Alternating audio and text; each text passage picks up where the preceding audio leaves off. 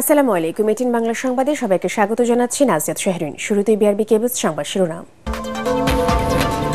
সংস্কারী সরকারের অন্যতম প্রধান অগ্রাধিকার পিকিং বিশ্ববিদ্যালয়ের ভাষণে ডক্টর ইউনূস চীনের জনগণকে বাংলাদেশের অভূতপূর্ব পরিবর্তন দেখার আমন্ত্রণ।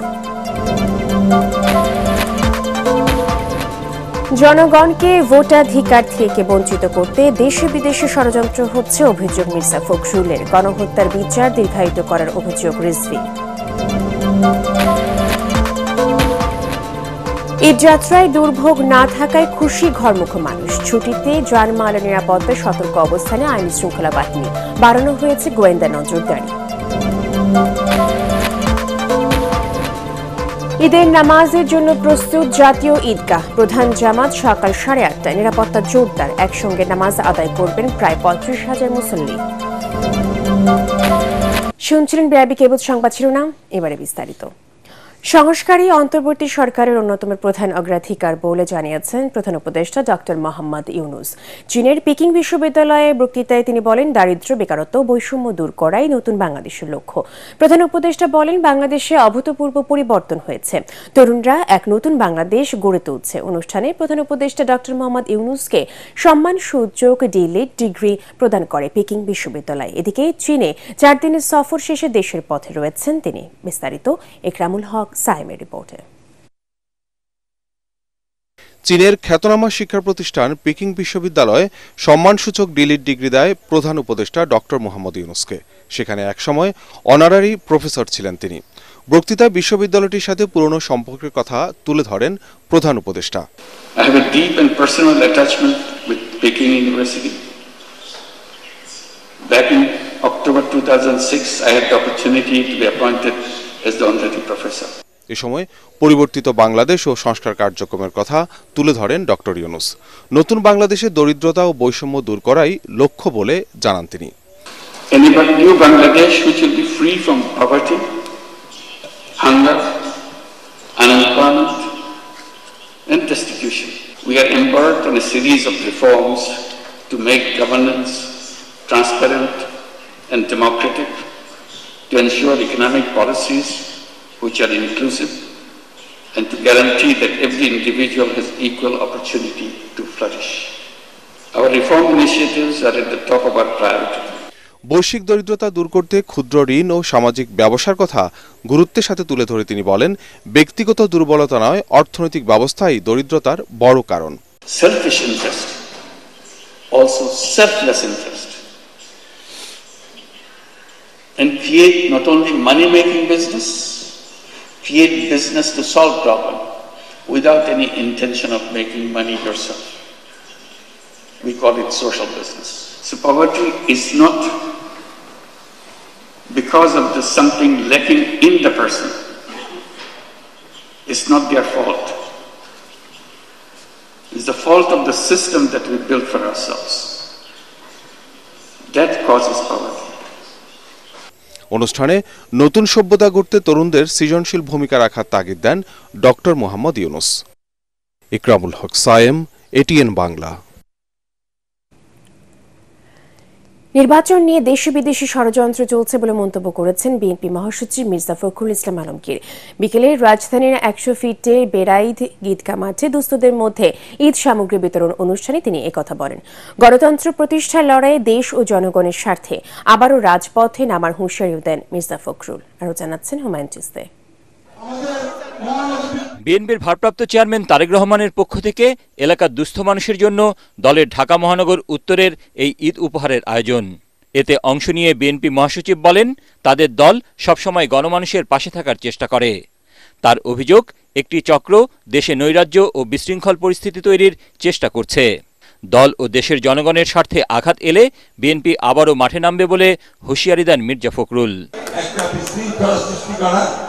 একটা নৈরাজ্য সৃষ্টি করা, একটা এমন অবস্থা তৈরি করা যাতে করে এখানে নির্বাচন পিছিয়ে যায়।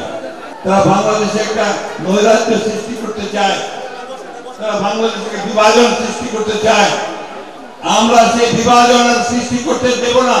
জনগণের স্বার্থে যদি বিঘ্ন সৃষ্টি করা হয় তাহলে বিএনপি আবার মাঠে নামবে, মাঠে নামে আদায় করে নিতে যাবে। এ সময় তিনি বলেন, বিএনপি ভারত, পাকিস্তান, আমেরিকা বা ইংল্যান্ডের পক্ষে না, বিএনপি বাংলাদেশের পক্ষে। নির্বাচন নিয়ে দেশি বিদেশি ষড়যন্ত্র চলছে বলেও মন্তব্য করেন মির্জা ফখরুল। আমরা যখন নির্বাচনের কথা বলতে যাই তখন কিছু কিছু মানুষ আছে পরে আরে বিএনপি শুধু নির্বাচন করে, নির্বাচনই তো করবো, কারণ সমস্ত সংগ্রাম তো আমাদের হচ্ছে নির্বাচনের জন্য। এই সরকার যে আছে এটাকে আমরা সমর্থন দিচ্ছি। কেন দিচ্ছি? আমরা চাই এই সরকার খুব দ্রুত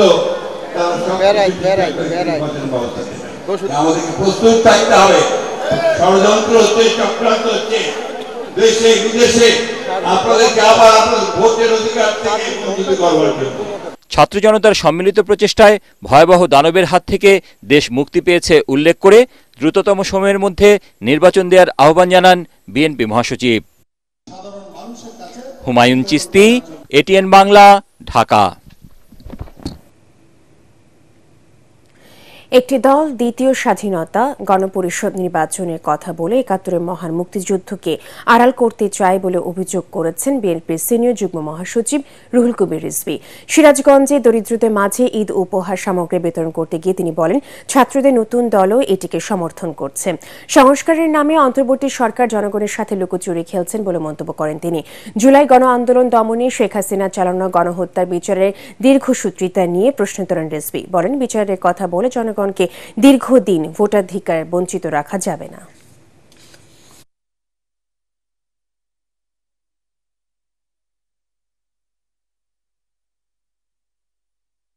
স্বাধীনতার কথা বলেন, গণপরিষদের কথা বলেন, এগুলো যারা ৭১-এ যাদের ভূমিকা অত্যন্ত বিতর্কিত ছিল এবং যাদের রাজনৈতিক দল ৭১ সালে বিতর্কিত ভূমিকা, অপরাধমূলক ভূমিকা পালন করেছেন, তারা না হয় তাদের সেই স্মৃতিকে ভুলিয়ে দেওয়ার জন্য এখন এই কথা বলছে। কিন্তু আজকে নতুন রাজনৈতিক দল যারা করছেন তাদের মুখ থেকে এই কথা বললে আমাদের কাছে কিন্তু এক ধরনের বড় প্রশ্ন দেখা দেয়। আপনারা কার কথায় কান দিয়ে এই সমস্ত কথা বলছেন? লাখো মানুষের ঈদযাত্রায় মহাসড়কে বাড়তে শুরু করেছে যানবাহনের চাপ। কোনো ধরনের ভোগান্তি ছাড়াই বাড়ি ফিরছে ঘরমুখ মানুষ। শিডিউল মেনে ছাড়ছে ট্রেন। রাজধানী গাবতলী, সায়দাবাদ, মহাখালী, গুলিস্তানে যানবাহনের চাপ থাকলেও মহাসড়কে কোথাও তেমন যানজট নেই। সদরঘাটেও অতিরিক্ত যাত্রী নিচ্ছে না লঞ্চ কর্তৃপক্ষ। ঈদযাত্রা নির্বিঘ্ন হওয়ায় যাত্রীদের চোখে মুখে আনন্দের ছাপ। আরও জানাচ্ছেন মাজহারুল হক মুহাজির। প্রিয়জনদের সাথে ঈদের আনন্দ উদযাপনে এবার বেশি ছুটির পাশাপাশি সড়কে মিলছে স্বস্তির সুবাস। সড়কে ঈদযাত্রার চিরচেনা সেই যানজট নেই ঘন্টার পর ঘন্টা রাস্তায় বসে থাকার ভোগান্তি। এ যেন ঈদের আগেই ঈদের আনন্দ জনমনে। যদিও রাজধানীর মহাখালী বাস টার্মিনালে সকাল থেকে যাত্রী উপস্থিতি ছিল চোখে পড়ার মতো। ভ্যাপসা গরমে ঢাকা, ময়মনসিংহ, টাঙ্গাইল রুটে এসি বাসের প্রতি ঝোঁক যাত্রীদের। কোনো দুর্নীতি দেখতেছি না, টিকিট লাইনে সুস্থভাবে কাটতেছে। এবার ছুটিটা বেশি, অনেক আগেই চলে গেছে, এই জন্য আমরা একটু লাস্টের দিকে আসছি, ভিড় কম এই জন্য। আগের তুলনায় এখন নন এসি গাড়ির মধ্যেও তেমন চাপ নেই। যাত্রা আসলে কষ্ট হলেও ভালো লাগে, যেটা কষ্ট করে ফ্যামিলিতে যাচ্ছি। রোজা রেখে রিল্যাক্সে যেতে পারছি, অনেকক্ষণ টাইম রাস্তায় ওয়েট করা লাগছে না। অন্যান্য বছরের তুলনায় এবারে চাপ অনেক কম, গাড়ির সংখ্যা বেশি, যাত্রী খুবই কম। এদিকে যানজট না থাকলেও ঢাকা টাঙ্গাইল মহাসড়কে বিশেষ করে এলেঙ্গা থেকে যমুনা সেতু পর্যন্ত 13.5 কিলোমিটার সড়কে রাত থেকেই অতিরিক্ত চাপ দেখা গেছে। অন্যদিকে ঢাকা মাওয়া এক্সপ্রেসওয়েতে দূরপাল্লার যানবাহনের চাপ থাকলেও কোথাও কোনো যানজট বা বিড়ম্বনা পোহাতে হচ্ছে না যাত্রীদের। পদ্মা সেতুর মাওয়া প্রান্তে টোল প্লাজাতেও নেই বাড়তি চাপ। নির্বিঘ্নে টোল দিয়ে সেতু পাড়ি দিচ্ছে যানবাহনগুলো। তবে কমলাপুর রেলওয়ে স্টেশন দেখে বোঝার উপায় নেই দুদিন পরেই ঈদ উল ফিতর। রেলওয়ে কর্মকর্তা কর্মচারীদের অক্লান্ত পরিশ্রমে সবাই স্বস্তি নিয়েই রওনা দিয়েছেন বাড়ির পথে, এমনটাই দাবি স্টেশন ম্যানেজারের। সারাদিনে আপনার 43টা আন্তনগর, 27টা মেল এক্সপ্রেস কমিউটার এবং স্পেশাল ট্রেন সহ টোটাল 70টা ট্রেন যাবে। 60 থেকে 70,000 প্যাসেঞ্জার পরিবহন করতে। এদিকে সাধারণ যাত্রীদের সার্বক্ষণিক নিরাপত্তা দিতে সক্রিয় ঢাকা রেলওয়ে পুলিশ। গত রাতেই কক্সবাজার এক্সপ্রেস ট্রেন থেকে 33,500 পিস ইয়াবা উদ্ধার করে তারা।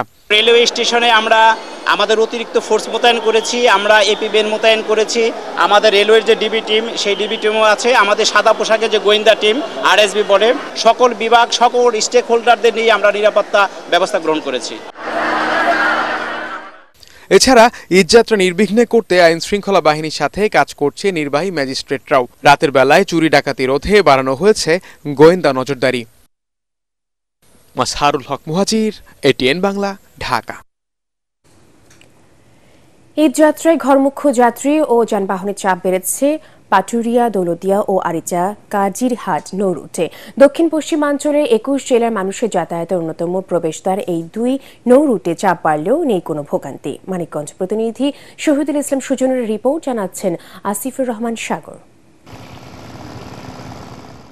পাটুরিয়া, দৌলতদিয়া ও আরিচা কাজিরহাট নৌ রুটে ঈদে ঘরমুখ্য যাত্রী ও যানবাহনের যাত্রা নির্বিঘ্নে পারাপার করতে একসাথে কাজ করছে বিআইডব্লিউটিসি, জেলা প্রশাসন, পুলিশ প্রশাসন সহ সংশ্লিষ্টরা। ঈদের আগে যাত্রীর চাপ বাড়লেও কোনো রকম ভোগান্তি ছাড়াই পারাপার হতে পেরে খুশি দেশের দক্ষিণ পশ্চিমাঞ্চলের 21 জেলার মানুষ। রোডে ঘাটে আপনার প্রশাসন আছে, চারিদিক ক্লিয়ার কাজ চলছে আর কি, ক্লিয়ার রাখছে। আমি ঢাকা থেকে আসতেছি, রোডঘাট সবই ক্লিয়ার। আজকে রাস্তা ফাঁকা ছিল, কোনো জ্যামও ছিল না, ঘাট এলাকায় কোনো ভোগান্তি পাইনি আমরা। ঈদে ঘরমুখো মানুষ ও যানবাহন পারাপারে পাটুরিয়া, দৌলতদিয়া নৌপথে 17টি ও আরিচা কাজিরহাট নৌপথে 6টি ফেরি রয়েছে।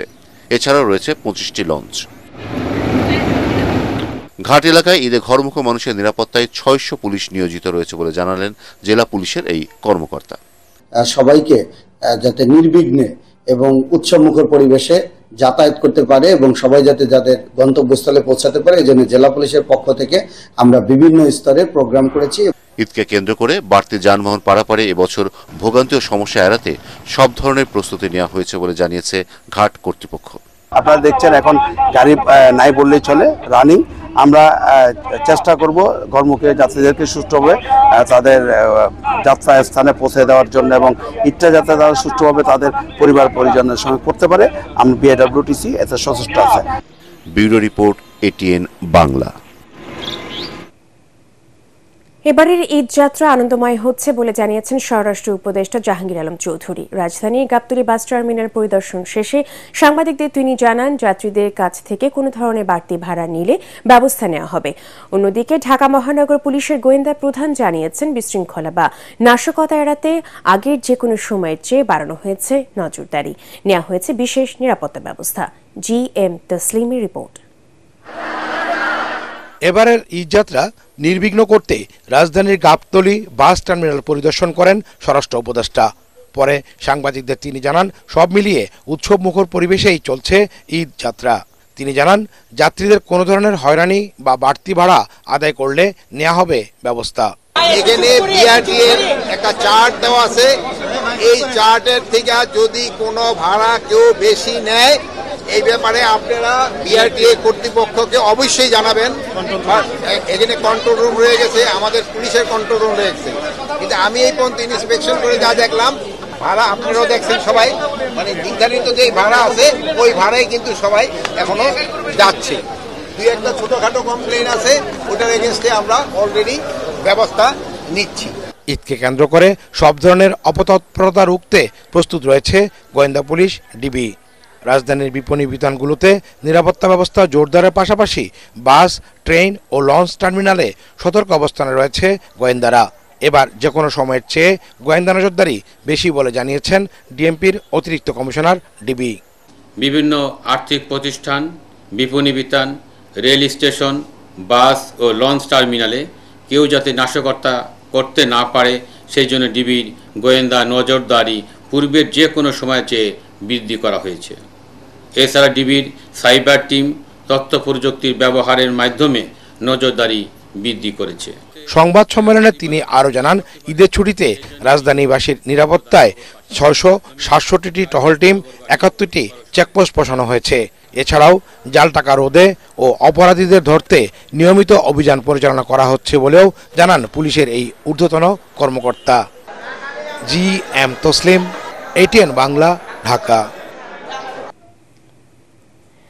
ঈদ উল ফিতরের নামাজের জন্য প্রস্তুত জাতীয় ঈদগাহ ময়দান। ঢাকা দক্ষিণ সিটি কর্পোরেশনের প্রশাসক শাহজাহান মিয়া বলেন, সুষ্ঠুভাবে ঈদের জামাত আয়োজনে সব ধরনের ব্যবস্থা ও নিরাপত্তা জোরদার করা হয়েছে। লাগানো হয়েছে সিসি ক্যামেরা। তাৎক্ষণিকভাবে অসুস্থদের জন্য 2টি স্বাস্থ্যকেন্দ্র খোলা হয়েছে জানিয়ে তিনি বলেন, জাতীয় ঈদগাহে রাষ্ট্রপতি ও প্রধান উপদেষ্টা ঈদের নামাজ আদায় করবেন।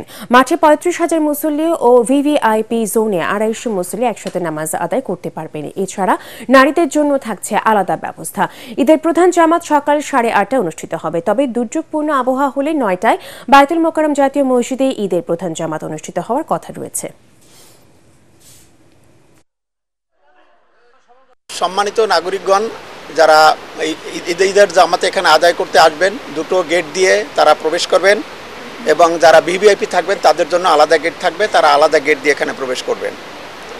এছাড়া মহিলাদের জন্য আমাদের সুব্যবস্থা আছে, তাদের জন্য পৃথক আমরা প্রবেশের ব্যবস্থা রেখেছি। সার্বিক নিরাপত্তা নিশ্চিত করতে পুলিশ, র্যাব এবং অন্যান্য আইনশৃঙ্খলা বাহিনীর মোতায়েন থাকবে। দরজায় কড়া নাড়ছে ঈদ। এরই মধ্যে অনেকেই সেরে ফেলেছেন কেনাকাটা। শেষ মুহূর্তেও অনেকেই পোশাক আশাক কিনতেই ছুটছেন মার্কেট ও শপিং মলে। স্বাদ ও সাধ্যের মধ্যে বিভিন্ন দোকান ঘুরে ঘুরে কিনছেন পছন্দের পণ্য। ঈদের আগে শেষ সময় ক্রেতা সাধারণের ভিড়ে জমজমাট মার্কেটগুলো। রাশনা দাসের রিপোর্ট।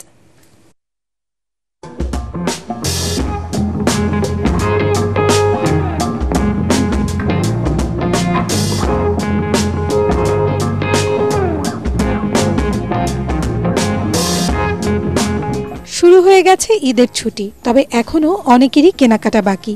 তাই তো শেষ সময়ে কেউ প্রিয়জনের উপহার কিনতে কিংবা নিজের প্রয়োজনীয় সব জিনিস কিনতে ভিড় করছেন মার্কেটে। ড্রেস কিনবো আর একটা জুতা কিনবো।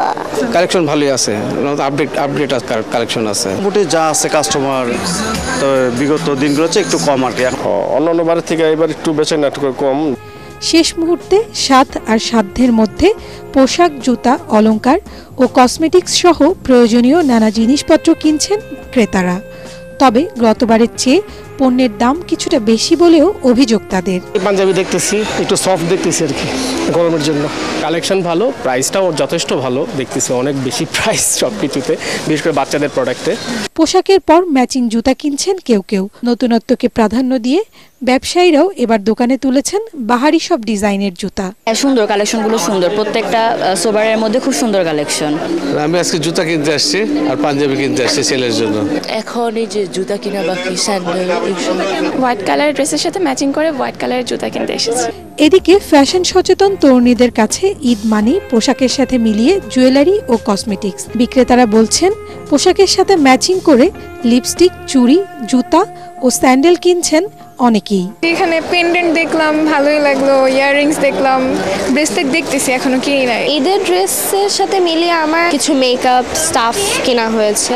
আর বেচে কিনা আলহামদুলিল্লাহ আজকে 2 দিন ধরে, কালকে আর আজকে এই তো চলতেছে। বিক্রেতারা বলছে এবছর শুরু থেকেই আশানুরূপ বেচা বিক্রি হয়নি, তাই তো শেষ সময় লোকসান কিছুটা পুষিয়ে নেবার চেষ্টায় তারা।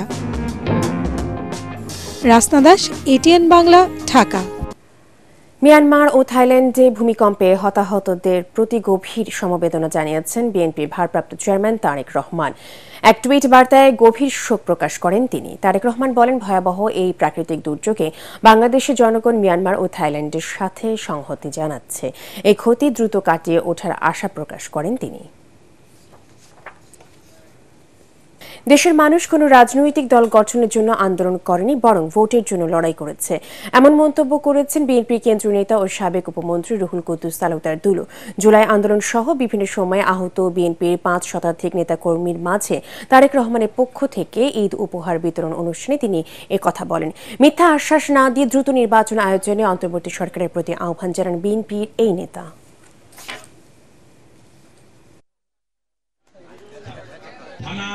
তোমরা শেখ হাসিনাকে হটিয়ে বাংলাদেশের ফ্যাসিস্ট মুক্ত বাংলাদেশ করেছো, তোমাদের কাছে অনুরোধ থাকবে দয়া করে কোন রকমের এদেশের রাজনীতিতে নতুন করে হস্তক্ষেপ করে রাজনীতিকে আর দীর্ঘ না করে নির্বাচন দিয়ে মানুষ নির্বাচন।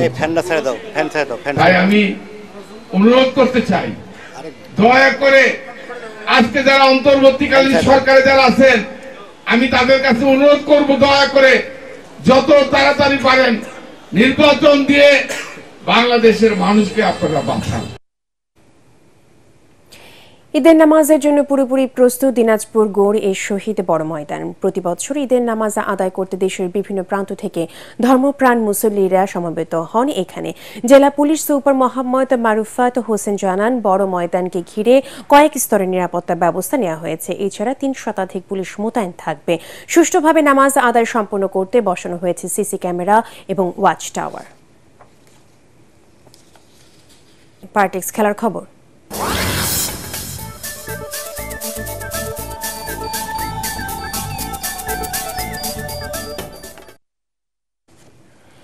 হাসপাতাল থেকে বাসায় ফিরে আবেগে আপ্লুত হয়ে পড়েন জাতীয় ক্রিকেট দলের সাবেক অধিনায়ক তামিম ইকবাল। হার্ট অ্যাটাকের পর সবার কাছ থেকে পাওয়া সহযোগিতা, সমর্থন ও ভালোবাসার পরশে কৃতজ্ঞতা জানান তিনি। সামাজিক যোগাযোগ মাধ্যমে দেশ ফেরা এই ওপেনার কঠিনতম সময়ে পাওয়া সমর্থনের জন্য সবার প্রতি ধন্যবাদ ও কৃতজ্ঞতা জানান তিনি। উথাল পাথাল এই 4টি দিনে নতুন জীবন ফিরে পাওয়ার জন্য সৃষ্টিকর্তার প্রতি কৃতজ্ঞতা জানিয়ে বলেন, চারপাশের জগৎকে নতুন করে আবিষ্কার করেছে। গত সোমবার বিকেএসপিতে ঢাকা প্রিমিয়ার লিগের ম্যাচে টস করার পর ম্যাসিভ হার্ট অ্যাটাক হয় মোহামেডান স্পোর্টিং ক্লাবের অধিনায়ক তামিম ইকবালের। বিশ্বকাপ বাছাই পর্বে আর্জেন্টিনার কাছে 4-1 গোলে পরাজয়ের 3 দিন পর কোচ দরিভাল জুনিয়রকে বরখাস্ত করল ব্রাজিল। শুক্রবার তার কাছে এই হারের ব্যাখ্যা দাবি করে ব্রাজিল ফুটবল ফেডারেশন সিবিএফ। এরপরই দরিভালকে বরখাস্ত করার ঘোষণা দেয় সিবিএস। গত বুধবার বিশ্বকাপ বাছাই পর্বে লাতিন আমেরিকা অঞ্চলের খেলায় বুয়েন্স আয়ার্সের মুখোমুখি হয় ব্রাজিল ও আর্জেন্টিনা। লিওনেল মেসি অন্যতম সেরা স্ট্রাইকার লাউতারো মার্টিনেজকে ছাড়াই ব্রাজিলকে 4-1 গোলে বিধ্বস্ত করে স্বাগতিকরা। বিশ্বকাপ বাছাই পর্বে ব্রাজিল এত বড় পরাজয় কখনো দেখেনি। 2024 সালে ফার্নান্দো দিনিজের কাছে থেকে ব্রাজিল দলের দায়িত্ব নেন দরিভাল জুনিয়র। তার অধীনে 16 ম্যাচে 7টি জয়, 7টি ড্র ও 2টি ম্যাচ হেরেছে সেলেসাওরা। শেষ করার আগে বিআরবি কেবল সংবাদ শিরোনাম জানিয়ে দেব আরও একবার।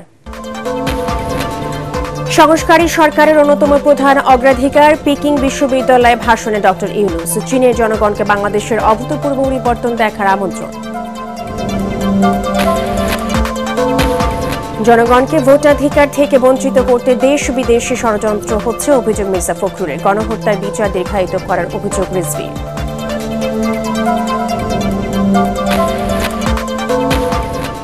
ঈদ যাত্রায় দুর্ভোগ না থাকায় খুশি ঘরমুখো মানুষ। ছুটিতে যানবাহনের নিরাপত্তায় সতর্ক অবস্থানে আইনশৃঙ্খলা বাহিনী।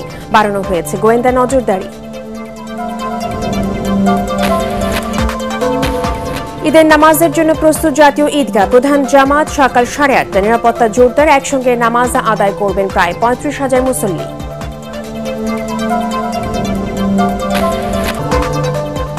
পরবর্তী সংবাদ দেখার আমন্ত্রণ জানিয়ে এখনকার মতো শেষ করছি। ATN বাংলা সংবাদ ইউটিউবে দেখতে ব্রাউজ করুন YouTube/ATN বাংলা নিউজ। ধন্যবাদ সবাইকে।